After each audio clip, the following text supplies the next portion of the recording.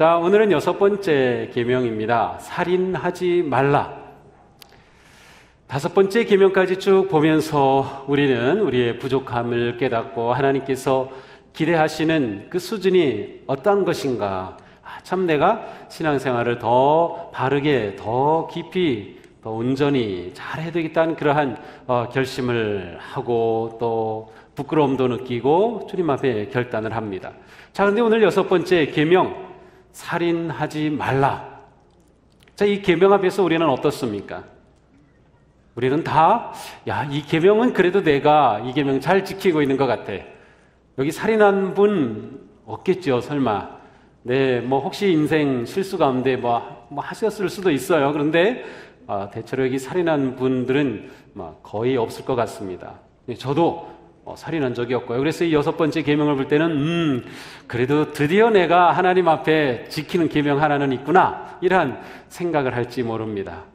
그리고 앞으로도 우리는 살인할 가능성은 없기 때문에 이 계명은 굳이 볼 필요가 있을까, 나하고는 무관한 계명이야, 이렇게 생각하기 쉬운 계명입니다.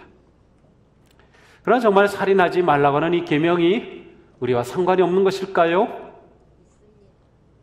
아주 오래된 이 계명, 3000년 전에 주셨던 이 계명, 이 계명은 이제는 나하고 관계없는 그런 죽은 계명일까요? 하나님께서는 우리를 예수 그리스도 안에서 구속하여 주셔서 믿음의 복된 공동체를 이루게 하셨어요. 그래서 하나님께서는 우리를 정말 하나님의 은혜와 사랑 가운데 평화로운, 소망이 넘치는, 사랑이 넘치는 그러한 복된 삶의 자리로 우리를 불러주셨습니다. 자, 그런데 살인이라고 하는 것은 이 공동체를 깨뜨리는 정말 무서운 것입니다. 살인이라고 하는 것은 공동체의 하나됨을 깨뜨립니다. 가정을 깨뜨립니다. 인간관계를 깨뜨리는 가장 무섭고 악한 죄가 바로 이 살인이라고 하는 것입니다. 이 성경에, 구약에 살인한다라고 하는 이 단어는 3가지가 있는데 그 중에서 오늘 본문에서 사용된 살인하지 말라라고 하는 여기에 있어서 해당되지 않는 3가지가 있습니다. 첫째로는 평화를 지키기 위해서 전쟁터에서 할 수 없이 적군을 죽일 경우는 여기에 이 단어에 해당되지 않습니다.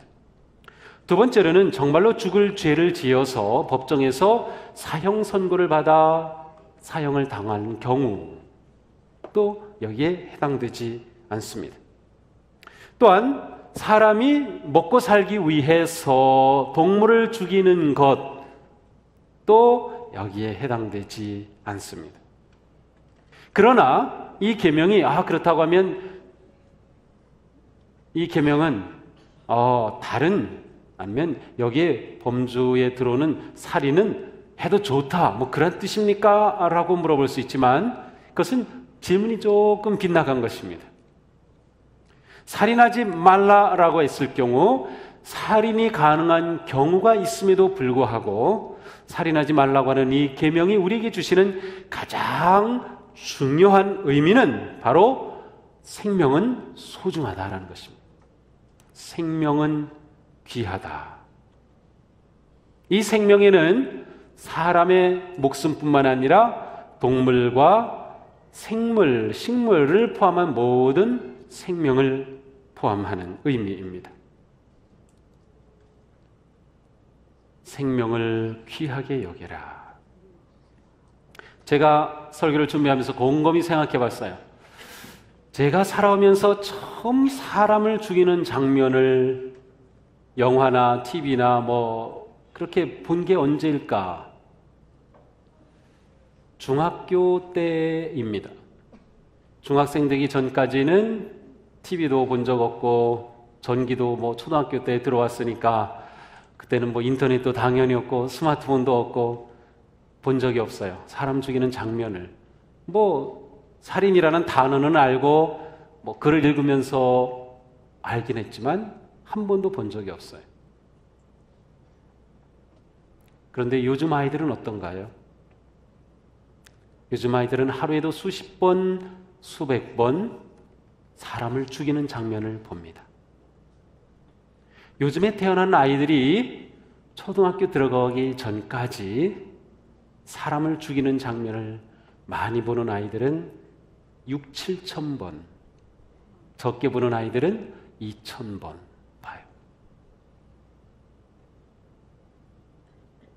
무서운 시대 아닌가요? 게임 많이 좋아하죠? 게임 전부 뭔가를 죽이는 것이 대체적으로 게임입니다. 막 즐겁게 하죠. 다 사람 쏴 죽이는 겁니다. 심지어는 게임에 빠져가지고 현실과 가상공간도 구별이 안 돼가지고 실제로 총 들고 거리 나가는 그런 사람도 있어요. 요즘 무슨 서바이벌 게임 같은 거 비비총 가지고 사람 죽이는 게임 하는 겁니다. 그거 잘못 맞으면 그것도 막 상처가 날 정도예요. 요즘은 살인이 우리 가까이 있습니다. 이슬람 국가 IS가 사람을 처형하는 장면 고스란히 TV에서 보여줍니다. 약간 흐리게만 해놨을 뿐 다 보여줍니다. 우리가 사는 시대에 살인이 가득한 시대입니다. 살인하지 말라.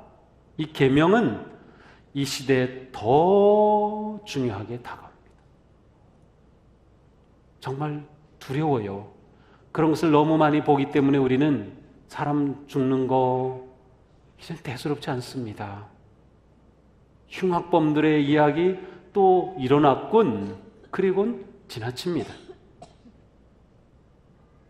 하나님께서 6계명을 통해 살인하지 말라고 하셨을 때 생명이 소중하다. 왜 그런가?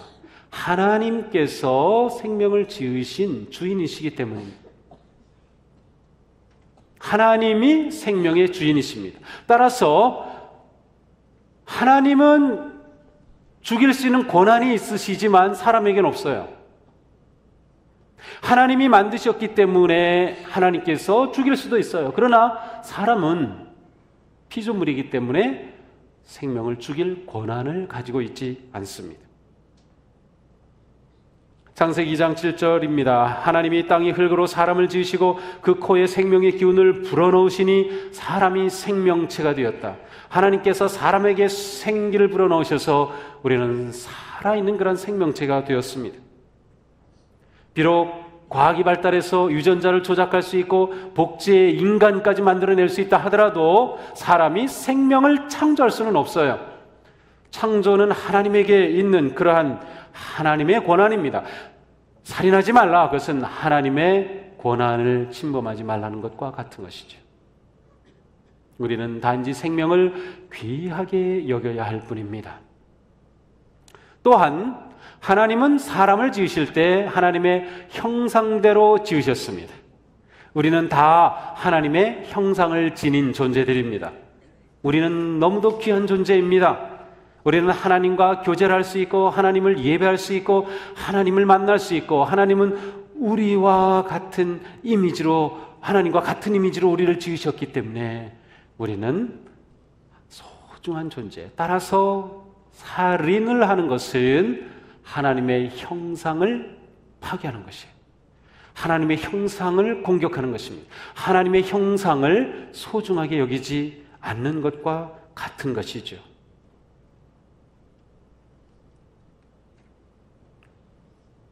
아이가 엄마 뱃속에서 생기는 순간 그 생명은 소중한 생명입니다. 하나님께서 그 생명을 만드셨고 그 생명의 주인이시기 때문에 그렇습니다. 사람이 실수로 아기가 생길 수는 있지만 생겨난 아기는 100% 하나님의 뜻 안에 있습니다.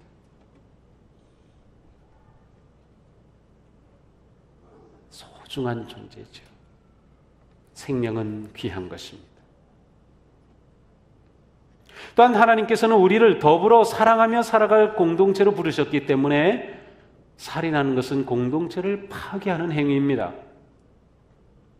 살인하면 안 된다는 것이죠. 자, 그런데 우리의 생명은 무엇인가 죽었기 때문에 가능한 것입니다. 오늘 우리가 이렇게 아름다운 모습으로 예배할 수 있고 이렇게 우리가 이곳에 올 수 있었던, 우리에게 생명이 있는 것은 우리가 무엇인가를 잡아먹었기 때문입니다. 지난주에 여러분 소고기 드셨죠? 삼겹살 드셨죠? 고등어구이 드셨죠? 그거 다 생명을 죽인 겁니다.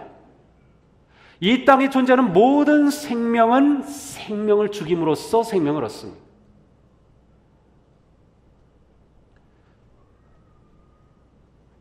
내 생명이 소중한 것은 나를 위해 어떤 생명인가가 죽었기 때문입니다. 하나님께서 우리를 사랑하셔서 우리를 살리시려고 우리에게 영원한 생명을 주시기 위해서는 그리스도께서 죽으셔야 했습니다. 이해가 되나요? 모든 생명은 죽음을 기초로 가능한 것처럼 영적 생명은 예수 그리스도의 십자가의 죽으심을 통해서 가능한 것입니다. 이것이 우리가 가지고 있는 믿음입니다. 예수님이 나를 위해 죽으셨다. 그 죽으심이 나에게 생명을 가지고 오셨다. 우리의 육체의 생명도 무엇인가의 죽음 때문입니다. 그러니 내가 살아가는 이 생명이 제대로 바르게 살아야죠. 나 때문에 그 불쌍한 돼지가 죽었잖아요. 나 때문에 그 애꿎은 소가 죽었잖아요. 물론 하나님께서는 노아 홍수 이후에 동물을 잡아먹는 우리를 위한 음식물로 다 주셨어요. 그래서 이것을 우리는 살인이라고 하지는 않지만 생명을 죽여야 우리가 살아간다. 이게 우리가 살아가는 세계입니다. 그러므로 살인하지 말라고 할 때 하나님께서 생명을 얼마나 소중하게 여기시는가를 우리가 알아야 하는 거죠. 그 존재를 귀하게 여기는 것입니다. 생명이 있는 존재. 자, 예수님은 어떻게 가르쳐 주시나요? 예수님은 산상수훈 가운데서 이 6계명, 살인하지 말라고 하는 계명을 말씀하십니다. 마태복음 5장 21절 이하입니다. 옛사람에게 말한 바 살인하지 말라. 누구든지 살인하면 심판을 받게 되리라 하였다는 것을 너희가 들었으나 나는 너희에게 이르노니 형제에게 노하는 자마다 심판을 받게 되고 형제를 대하여 라가라 하는 자는 공회에 잡혀가게 되고 미련한 놈이라 하는 자는 지옥불에 들어가게 되리라. 그러므로 예물을 제단에 드리려다가 거기서 내 형제에게 원망 들을 만한 일이 있는 것이 생각나거든 예물을 제단 앞에 두고 먼저 가서 형제와 화목하고 그 후에 와서 예물을 드리라. 예수님께서는 살인하지 말라는 이 6계명을 말씀하시면서 형제에 대하여 화내는 사람, 형제에 대하여 욕하는 사람, 형제를 바보라고 하는 사람, 형제를 멍청이라고 하는 사람, 살인죄와 똑같이 보셔요.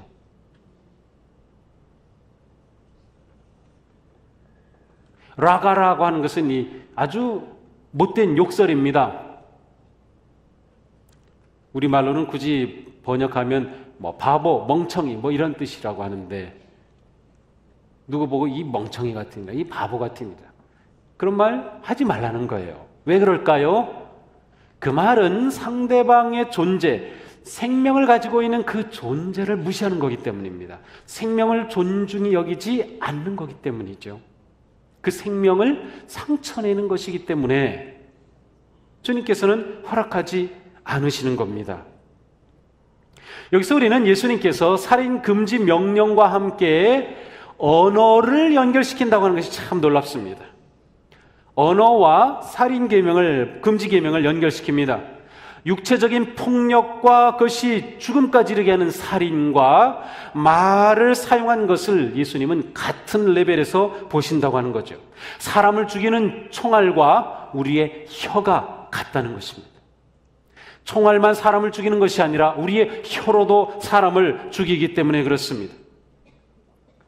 사람에게 일어나는 분노와 언어의 폭력은 생명을 죽입니다. 아이들이 자랄 때 부모로부터 폭력적인 언어를 듣고 어른들로부터 폭력적인 언어를 받고 그런 아이들은 자라면서 아주 마음의 상처가 많아요. 그 생명이 많이 상처받습니다. 그런 사람들은 그리스도 안에서 이게 치유됨을 통해서 온전한 삶을 살아가게 됩니다. 그렇지 않으면 그 상처가 아물어 있어요. 이 말로 받은 상처가 참 이게 깊어요. 근데 여기서는 특별히 상대방을 아주 악한 의도를 가지고 말하고 정죄하고 그렇게 악한 욕설을 하는 것을 예수님은 금하시는 거죠. 불행하게도 인류 역사 시작부터 살인이 있었습니다. 아담과 하와에게 두 아들이 있었습니다. 가인과 아벨이라고 하는 아들이죠. 가인은 농사를 짓고 살았습니다. 아벨은 목축업을 하며 살았습니다. 이 둘이 다 하나님께 제사를 드립니다. 근데 하나님께서 아벨의 제사는 받으셨고 가인의 제사는 거절하셨어요.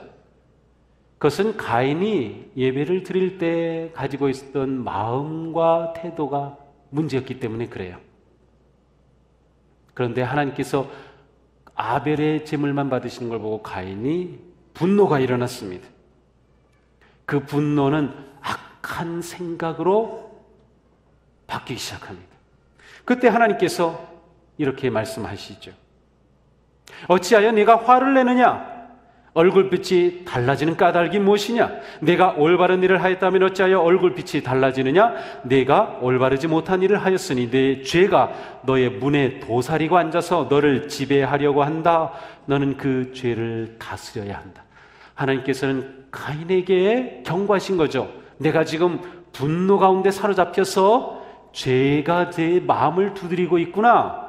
내가 그 분노를, 너를 두드리는 죄를 통제해야 해. 다스려야 해. 그렇지 않으면 너 큰일 난다. 근데 가인이 그 말씀을 듣고서도 자신의 분노를 다스리지 못합니다. 결국 들에 나가서 동생을 죽입니다. 비참한 살인이 일어난 것이죠.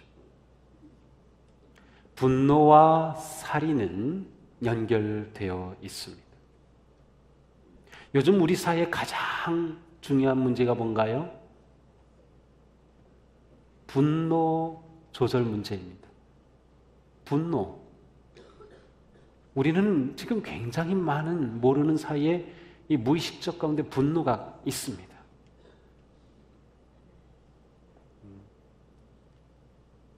정부에 대한 분노, 지도자들에 대한 분노, 이게 국민적으로 팽배해 있어요. 그러다 보니까 조금만 일만 일어나도 이렇게 폭발합니다. 이 자동차 운전하다가 자기 뭐 이렇게 비켜주지 않았다고 그냥 확 서가지고 나와서 그냥 뭐예요? 그 뭐 막 몽둥이 가지고 유리창을 내리치는 그러한, 아니 분노가 일어났다고 공기총으로 사람을 쏴 죽이고, 분노가 일어났다고 차를 돌진해 가지고 막 부수고, 이게 너무 많잖아요 우리 사회에. 분노가 살인으로 이어지잖아요. 분노 조절이 안 되는 거죠. 그러니까 우리는 진지하게 우리를 봐야 합니다. 우리는 어떻게 우리의 언어를 사용하고 있는가? 우리 안에 있는 이러한 분노를 우리는 어떻게 조절하고 이 분노 문제를 어떻게 해결하는가? 이것은 매우 중요한 것입니다.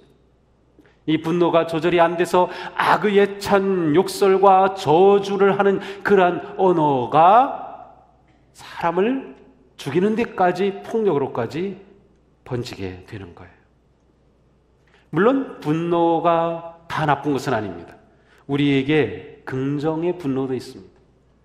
긍정의 분노라기보다는 의로운 분노죠. 잘못된 것을 보았을 때 불의의 어떤 행동에 대해서 우리의 마음에 의분이 일어나죠. 사실 우리가 바르게 살아가는 삶에는 반드시 의로운 감정이, 분노가 필요합니다. 이 의분이 없다면 우리 사회는 유지가 되지 않습니다. 의분이 없다면 법의 집행도 불가능합니다. 의분은 우리에게 아주 중요합니다. 놀랍게도 하나님은 분노하시는 하나님입니다. 성경에 분노라고 하는 단어가 455회 나오는데 하나님께서 분노하셨다는 것이 375회입니다. 하나님 참 분노하시는 하나님이셔요. 근데 그 분노는 의로운 분노죠. 하나님의 형상을 닮은 우리이기 때문에 우리도 의로운 분노가 있습니다. 잘못된 거 보면 막 울컥하잖아요. 올라오잖아요. 그렇지만 이 의로운 분노조차도 다른 사람에 대한 폭력으로 나가서는 안 되는 거예요. 이 의로운 분노조차도 살인까지 나가서는 안 되는 거죠. 이 분노가 조절되고 통제되어야 된다라고 하는 거예요. 살인금지 계명은 쉽게 말하면 언어로부터 시작되는, 그리고 우리의 마음으로부터 시작되는 살인의 시작을 처음부터 잘 관리해야 한다고 하는 말씀과 연결이 되는 것이죠. 그러므로 우리는 다 평화의 삶으로 부름을 받은 것입니다. 우리가 예수 그리스도의 제자다라고 할 때 우리는 평화를 위한 제자입니다. 예수님의 사도들이다. 우리는 평화의 사도입니다. 우리가 살아가는 삶의 세상의 사회 가운데 우리는 평화를 만들어내야 합니다. 평화를 이루어야 합니다. 분열과 갈등과 온갖 그러한 다툼과 더 나아가 살인과 죽임이 가득한 이 세상 속에서 우리는 참된 평화의 삶을 이뤄요. 그리스도께서 모든 분노의 결과를 다 십자가에서 지셨기 때문에 우리는 그리스도의 십자가의 은혜로 분노를 긍정의 에너지로 바꿔낼 수 있는 겁니다. 예수님이 십자가에서 달려 돌아가심으로 그 모든 정죄와 죄의 대가와 사탄의 모든 공격을 죽음으로 맞이하시고 부활로 새 세계를 열어주셨어요. 새로운 생명의 길로, 평화의 길로, 소망의 길로 열어주셨죠. 그 모든 공격과 아픔을 긍정으로 변화시킨 것이 십자가예요. 그러니까 우리가 십자가를 따른다, 믿는다, 예수님을 믿는다고 하는 것은 우리 삶에 일어나는 이러한 부정적인 모든 것들을 그리스도 안에서 긍정의 에너지로 바꿔내는 그러한 마음, 그러한 생각, 그러한 자기 인생을 관리하는 사람 되는 것. 살인하지 말라. 이것은 매우 심각한, 매우 진지한, 이 시대에도 우리에게 너무나도 필요한 말씀인 것입니다. 성 어거스틴이 이런 말을 했습니다. 희망은 예쁜 두 딸을 가지고 있다. 하나는 분노이고 하나는 용기이다. 참 이게 이해가 안 됐어요.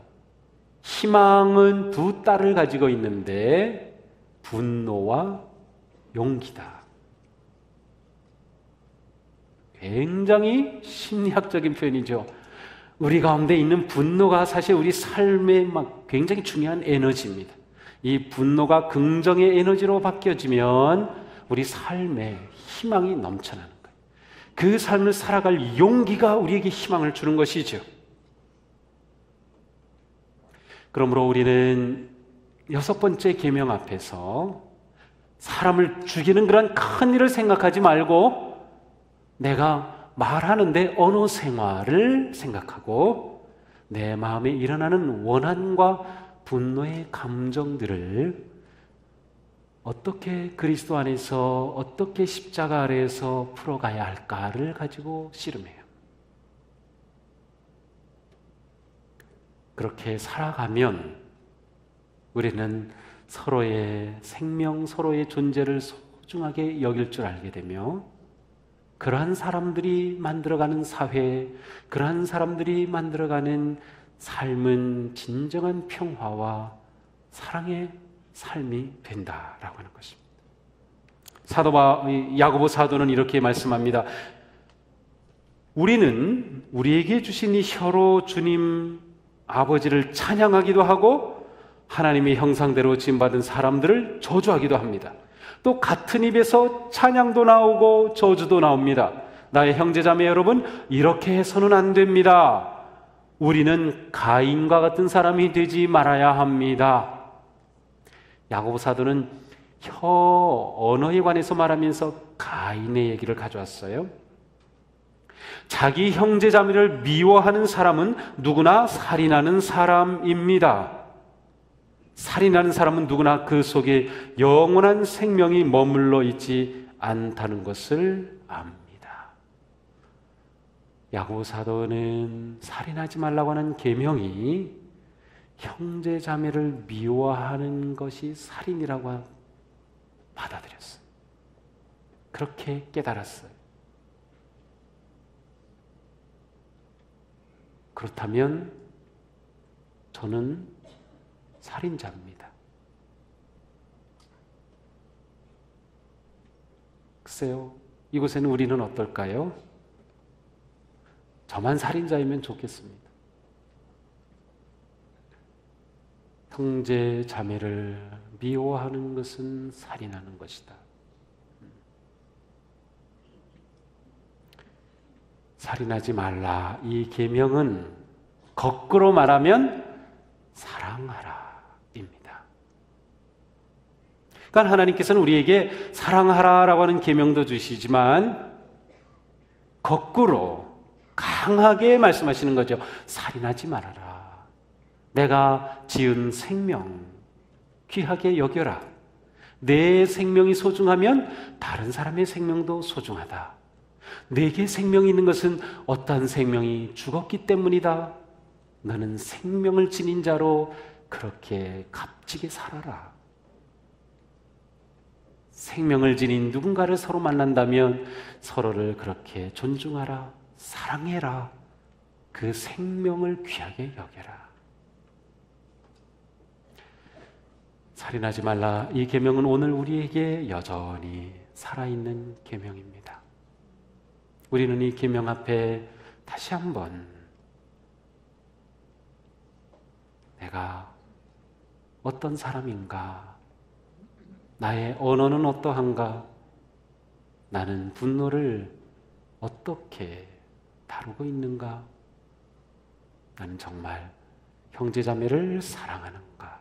진지하게 물어보면서 우리 다 함께 정말 살만한 사회, 살만한 삶, 행복한 평화로운 그러한 복된 가정, 교회, 삶을 이뤄가는 주님의 소중한 자녀 되시기를 주님의 이름으로 축복합니다. 기도하겠습니다.